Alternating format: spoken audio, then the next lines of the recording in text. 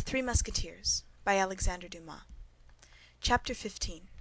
Men of the Robe and Men of the Sword. On the day after these events had taken place, Athos not having reappeared, Monsieur de Tréville was informed by D'Artagnan and Porthos of the circumstance.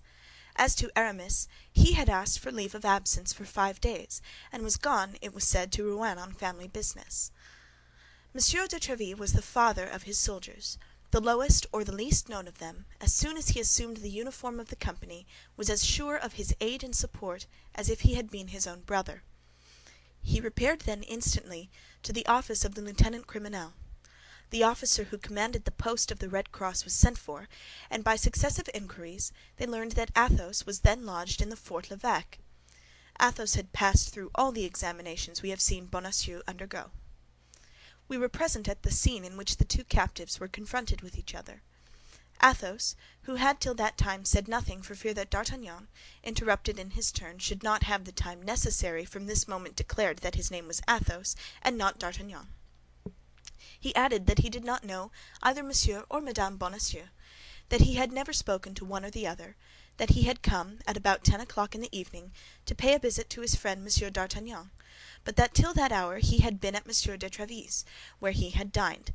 20 witnesses, added he, could attest the fact, and he named several distinguished gentlemen. Among them was Monsieur le Duc de la Trémouille. The second commissary was as much bewildered as the first had been by the simple and firm declaration of the Musketeer, upon whom he was anxious to take the revenge which men of the robe like, at all times, to gain over men of the sword. But the name of Monsieur de Tréville and that of Monsieur de la Trémouille commanded a little reflection. Athos was then sent to the cardinal, but unfortunately the cardinal was at the Louvre with the king. It was precisely at this moment that Monsieur de Tréville, on leaving the residence of the lieutenant criminel and the governor of the Fort l'Evêque without being able to find Athos, arrived at the palace. As captain of the Musketeers, Monsieur de Tréville had the right of entry at all times. It is well known how violent the king's prejudices were against the queen, and how carefully these prejudices were kept up by the cardinal, who in affairs of intrigue mistrusted women infinitely more than men. One of the grand causes of this prejudice was the friendship of Anne of Austria for Madame de Chevreuse. These two women gave him more uneasiness than the war with Spain, the quarrel with England, or the embarrassment of the finances. In his eyes, and to his conviction, Madame de Chevreuse not only served the queen in her political intrigues, but what tormented him still more, in her amorous intrigues. At the first word the cardinal spoke of Madame de Chevreuse, who, though exiled to Tours and believed to be in that city, had come to Paris, remained there 5 days, and outwitted the police, the king flew into a furious passion. Capricious and unfaithful, the king wished to be called Louis the Just and Louis the Chaste. Posterity will find a difficulty in understanding this character, which history explains only by facts and never by reason. But when the cardinal added that not only Madame de Chevreuse had been in Paris, but still further, that the queen had renewed with her one of those mysterious correspondences which at that time was named a cabal, when he affirmed that he, the cardinal, was about to unravel the most closely twisted thread of this intrigue, that at the moment of arresting in the very act, with all the proofs about her, the queen's emissary to the exiled duchess, a Musketeer had dared to interrupt the course of justice violently, by falling sword in hand upon the honest men of the law, charged with investigating impartially the whole affair, in order to place it before the eyes of the king, Louis XIII could not contain himself, and he made a step toward the queen's apartment with that pale and mute indignation which, when it broke out, led this prince to the commission of the most pitiless cruelty. And yet in all this, the cardinal had not yet said a word about the Duke of Buckingham. At this instant, Monsieur de Tréville entered, cool, polite, and in irreproachable costume. Informed of what had passed by the presence of the cardinal and the alteration in the king's countenance, Monsieur de Tréville felt himself something like Samson before the Philistines. Louis XIII had already placed his hand on the knob of the door. At the noise of Monsieur de Tréville's entrance he turned round. "You arrive in good time, monsieur," said the king, who, when his passions were raised to a certain point, could not dissemble. "I have learned some fine things concerning your Musketeers." "And I," said Tréville coldly, "I have some pretty things to tell your Majesty concerning these gownsmen." "What?" said the king, with hauteur. "I have the honor to inform your Majesty," continued M. de Tréville in the same tone, that a party of procureurs, commissaries, and men of the police, very estimable people, but very inveterate, as it appears, against the uniform, have taken it upon themselves to arrest in a house, to lead away through the open street, and throw into the Fort l'Evêque, all upon an order which they have refused to show me, one of my, or rather your, Musketeers, sire, of irreproachable conduct, of an almost illustrious reputation, and whom your Majesty knows favorably, Monsieur Athos." "Athos," said the king mechanically. "Yes, certainly I know that name." "Let your Majesty remember," said Tréville, "that Monsieur Athos is the Musketeer who, in the annoying duel which you are acquainted with, had the misfortune to wound Monsieur de Cahusac so seriously. A propos, monseigneur," continued Tréville, addressing the cardinal, "Monsieur de Cahusac is quite recovered, is he not?" "Thank you," said the cardinal, biting his lips with anger. "Athos, then, went to pay a visit to one of his friends absent at the time," continued Tréville, "two young Béarnais, a cadet in his Majesty's Guards, the company of Monsieur Dessessart; but scarcely had he arrived at his friend's and taken up a book while waiting his return, when a mixed crowd of bailiffs and soldiers came and laid siege to the house, broke open several doors—" The cardinal made the king a sign, which signified, "That was on account of the affair about which I spoke to you." "We all know that," interrupted the king, "for all that was done for our service." "Then," said Tréville, "it was also for your Majesty's service that one of my Musketeers, who was innocent, has been seized, that he has been placed between two guards like a malefactor, and that this gallant man, who has 10 times shed his blood in your Majesty's service and is ready to shed it again, has been paraded through the midst of an insolent populace." "Bah!" said the king, who began to be shaken. "Was it so managed?" "Monsieur de Tréville," said the cardinal, with the greatest phlegm, "does not tell your Majesty that this innocent Musketeer, this gallant man, had only an hour before attacked, sword in hand, 4 commissaries of enquiry, who were delegated by myself to examine into an affair of the highest importance." "I defy your Eminence to prove it," cried Tréville, with his Gascon freedom and military frankness. "For 1 hour before, Monsieur Athos, who, I will confide it to your Majesty, is really a man of the highest quality, did me the honor, after having dined with me, to be conversing in the saloon of my hôtel with the Duc de la Trémouille and the Comte de Châlus, who happened to be there." The king looked at the cardinal. "A written examination attests to it," said the cardinal, replying aloud to the mute interrogation of his Majesty, "and the ill-treated people have drawn up the following, which I have the honor to present to your Majesty." "And is the written report of the gownsman to be placed in comparison with the word of honor of a swordsman?" replied Tréville haughtily. "Come, come, Tréville, hold your tongue," said the king. "If his Eminence entertains any suspicion against one of my Musketeers," said Tréville, "the justice of Monsieur the Cardinal is so well known that I demand an inquiry." "In the house in which the judicial inquiry was made," continued the impassive cardinal, "there lodges, I believe, a young Béarnais, a friend of the Musketeer." "Your Eminence means Monsieur d'Artagnan."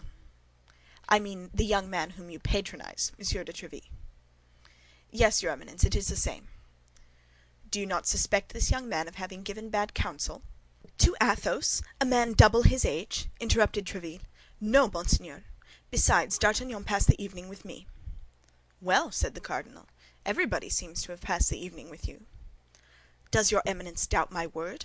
said Tréville, with a brow flushed with anger. "No, God forbid!" said the cardinal. "Only at what hour was he with you?" "Oh, as to that I can speak positively, your Eminence, for as he came in I remarked that it was but 9:30 by the clock, although I had believed it to be later." "At what hour did he leave your hôtel?" "At 10:30, an hour after the event." "Well," replied the cardinal, who could not for an instant suspect the loyalty of Tréville, and who felt that the victory was escaping him, "well, but Athos was taken in the house at the Rue des Fossoyeurs. Is one friend forbidden to visit another, or a Musketeer of my company to fraternize with a guard of Dessessart's company?" "Yes, when the house where he fraternizes is suspected." "That house is suspected, Tréville," said the king. "Perhaps you did not know it." "Indeed, sire, I did not.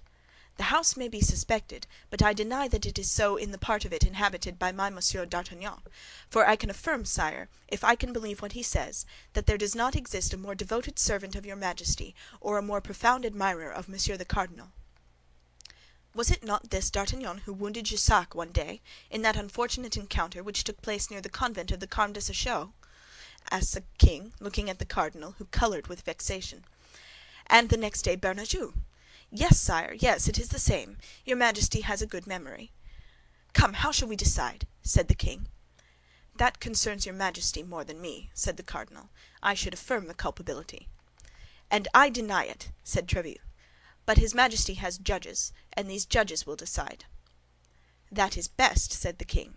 "Send the case before the judges. It is their business to judge, and they shall judge." "Only," replied Tréville, "it is a sad thing that in the unfortunate times in which we live, the purest life, the most incontestable virtue, cannot exempt a man from infamy and persecution. The army, I will answer for it, will be but little pleased at being exposed to rigorous treatment on account of police affairs." The expression was imprudent, but M. de Tréville launched it with knowledge of his cause. He was desirous of an explosion, because in that case the mind throws forth fire, and fire enlightens. "Police affairs!" cried the king, taking up Tréville's words. "Police affairs! And what do you know about them, monsieur? Meddle with your Musketeers, and do not annoy me in this way. It appears, according to your account, that if by mischance a Musketeer is arrested, France is in danger. What a noise about a Musketeer! I would arrest 10 of them, 100, even all the company, and I would not allow a whisper." "From the moment they are suspected by your Majesty," said Tréville, "the Musketeers are guilty. Therefore you see me prepared to surrender my sword. For after having accused my soldiers, there can be no doubt that Monsieur the Cardinal will end by accusing me. It is best to constitute myself at once a prisoner with Athos, who is already arrested, and with D'Artagnan, who will most probably be arrested." "Gascon-headed man, will you have done?" said the king. "Sire," replied Tréville, without lowering his voice in the least, "either order my Musketeer to be restored to me, or let him be tried." "He shall be tried," said the cardinal. "Well, so much the better, for in that case I shall demand of his Majesty permission to plead for him." The king feared an outbreak. "If his Eminence," said he, "did not have personal motives—" The cardinal saw what the king was about to say, and interrupted him. "Pardon me," said he, "but the instant your Majesty considers me a prejudiced judge, I withdraw." "Come," said the king, "will you swear by my father that Athos was at your residence during the event, and that he took no part in it?" "By your glorious father and by yourself, whom I love and venerate above all the world, I swear it." "Be so kind as to reflect, sire," said the cardinal. "If we release the prisoner thus, we shall never know the truth." "Athos may always be found," replied Tréville, "ready to answer, when it shall please the gownsmen to interrogate him. He will not desert, Monsieur the Cardinal, be assured of that. I will answer for him." "No, he will not desert," said the king. "He can always be found, as Tréville said. Besides," added he, lowering his voice and looking with a suppliant air at the cardinal, "let us give them apparent security. That is policy." This policy of Louis XIII. Made Richelieu smile. "Order it as you please, sire. You possess the right of pardon." "The right of pardoning only applies to the guilty," said Tréville, who was determined to have the last word, "and my Musketeer is innocent. It is not mercy, then, that you are about to accord, sire; it is justice." "And he is in the Fort l'Evêque?" said the king. "Yes, sire, in solitary confinement, in a dungeon, like the lowest criminal." "The devil!" murmured the king. "What must be done?" "Sign an order for his release, and all will be said," replied the cardinal. "I believe with your Majesty that Monsieur de Tréville's guarantee is more than sufficient." Tréville bowed very respectfully, with a joy that was not unmixed with fear. He would have preferred an obstinate resistance on the part of the cardinal to this sudden yielding. The king signed the order for release, and Tréville carried it away without delay. As he was about to leave the presence, the cardinal gave him a friendly smile and said, "A perfect harmony reigns, sire, between the leaders and the soldiers of your Musketeers, which must be profitable for the service and honorable to all." "He will play me some dog's trick or other, and that immediately," said Tréville. "One never has the last word with such a man. But let us be quick. The king may change his mind in an hour, and at all events it is more difficult to replace a man in the Fort l'Evêque or the Bastille who has got out, than to keep a prisoner there who is in." Monsieur de Tréville made his entrance triumphantly into the Fort l'Evêque, whence he delivered the Musketeer, whose peaceful indifference had not for a moment abandoned him. The first time he saw D'Artagnan, "You have come off well," said he to him. "There is your Jussac thrust paid for. There still remains that of Bernajoux, but you must not be too confident." As to the rest, Monsieur de Tréville had good reason to mistrust the cardinal and to think that all was not over; for scarcely had the captain of the Musketeers closed the door after him than his Eminence said to the king, "Now that we are at length by ourselves, we will, if your Majesty pleases, converse seriously. Sire, Buckingham has been in Paris 5 days. and only left this morning. Chapter 16